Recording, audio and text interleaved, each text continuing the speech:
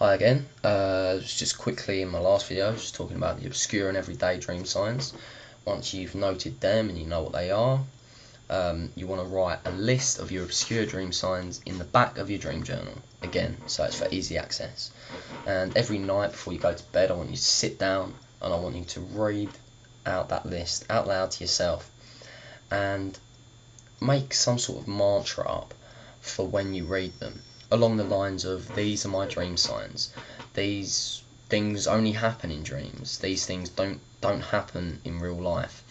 And you know, the brain's very receptive to repetition, so if you do this night in, night out, and keep on telling your brain that these things only happen in your dreams, then when they do eventually happen in your dreams again, you should be able to clock that, you know, this ain't right, and you know, I've told myself over and over again this only happens in a dream. That you'll then be conscious and lucid enough to be able to do a reality check in your dream. And I'll move on to reality checks in a moment. So that's all well and good for the obscure dream signs, but for the everyday dream signs, I don't want you to write a list down, I just want you to have them in your head. So whenever your everyday dream signs happen in reality, you can instantly recognise them and do a reality check. So for example, for me, it was seeing my ex-girlfriend. I often see her very often in dream world, and I often see her in reality still. So whenever I see her in reality, I instantly do a reality check, and the way that works is then that also transfers over into the dream world. So whenever I see Alice in the dream world, I'll also do a reality check, and that obviously yields a different answer, and the answer is, I'm dreaming, and bang, and that's when you're in, and that's when you're lucid, and that's when you gain control. So you can see now how dream signs really help with your exploration of the dream world, and it's like the first stage, it's the first key to becoming lucid. So what are reality checks? I've mentioned them a few times now, and you might be thinking, you know, it's all well and good you're saying them, what they are, and it's kind of self-explanatory, but what are they? Okay, you know, it's a check, it's like a test you're doing to check if you are in reality. So, you know, the name is quite self-explanatory, reality check. But what are reality checks? You know, how do you check you're in reality? It's all well and good, you know, you look around and you think, I'm not dreaming. But you can't be that flippant.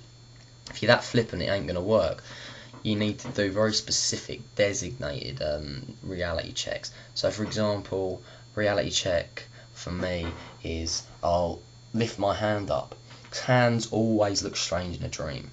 Not always, actually, but 99% of the time your hands will look strange in a dream.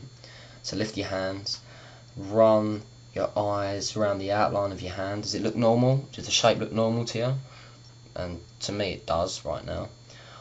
You know, so then I'll look in the middle of my palm. Is there any contortions, distortions? Is there any weird colours? Like for me, often when I do this reality check in the dream world, my hands are often very red, or they're on fire, or they'll look strange in some sort of way. But for me now, that looks normal. So I'd bring my hand down and I'd be thinking, right, okay, pretty sure this is reality. Do a few more checks. Another one, block your nose and try to breathe. Okay, I couldn't breathe just then, and that's because I'm obviously in reality. My mouth's shut, my nostrils are shut, so there was no way I could breathe. However, when you do that in the dream world, you're not actually blocking your nose up, so you should still technically be able to breathe. And then, you know, when that happens, you'll be able to go, this must be a dream. So you see how these kind of transfer over into the dream world, and it's kind of that eureka moment. Reality checks make that eureka moment happen.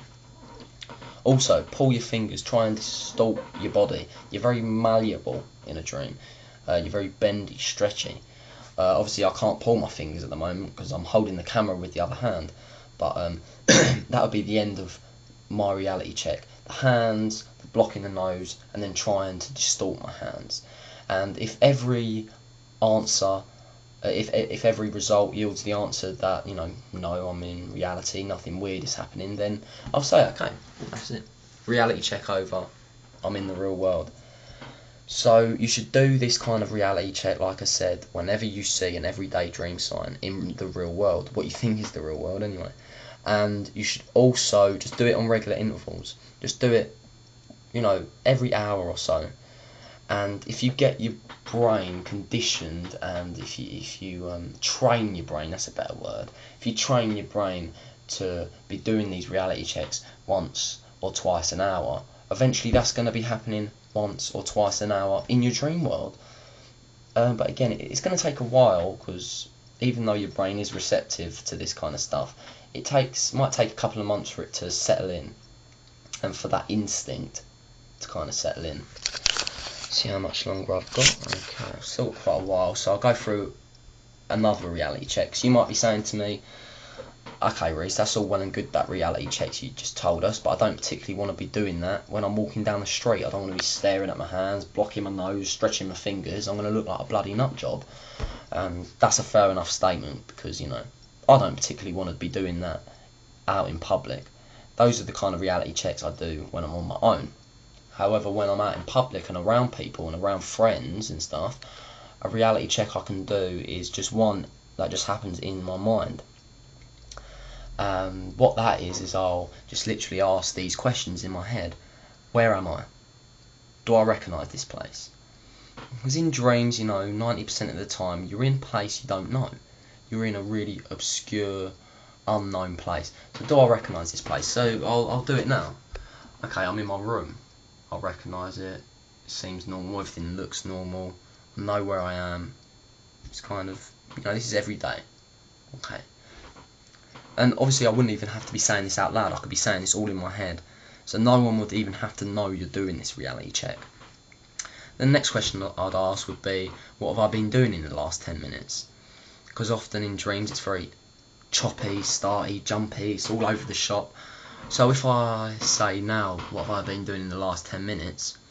I'll say, well, I've been making this video in the last 10 minutes. So I know what's been happening. But in a dream, if I ask that question, what have I been doing in the last 10 minutes? It could yield the answer that, 10 minutes ago I was in a place that normally should take me 3 or 4 hours to get to. So then I'd start asking the question, well, hang on, that seems weird, Then I'd ask questions like, do the surroundings, people, and the storyline of the scene I'm in right now make sense to me? Okay, so like I said, I'm in my room, I'm doing this video, it's all pretty normal, nothing weird's going on, and this is what I would expect from reality. So far this reality check is telling me I'm in reality. Obviously, if I was in a dream yet again, if I said, does the storyline make sense, and I really thought about it, it probably wouldn't, because storylines in dreams, again, are often pretty weird. And if you can train your brain to ask yourself that question in reality, and then transfer it, again, like I was saying, transfer it into the dream world, the answer is going to be different. And again, just round it off by, is it something I would usually be doing? Do I have any sense of what the time is? Because again, in a dream you won't really know what the time is. You won't have any sort of sense of time. For me, I don't know the specific time right now, but I know it's about mid-afternoon. I know it's about 2 or 3. And I can check that by just looking on my computer, and right, yeah, 3:30. Another great reality check is if you've got your mobile phone on you or something like that.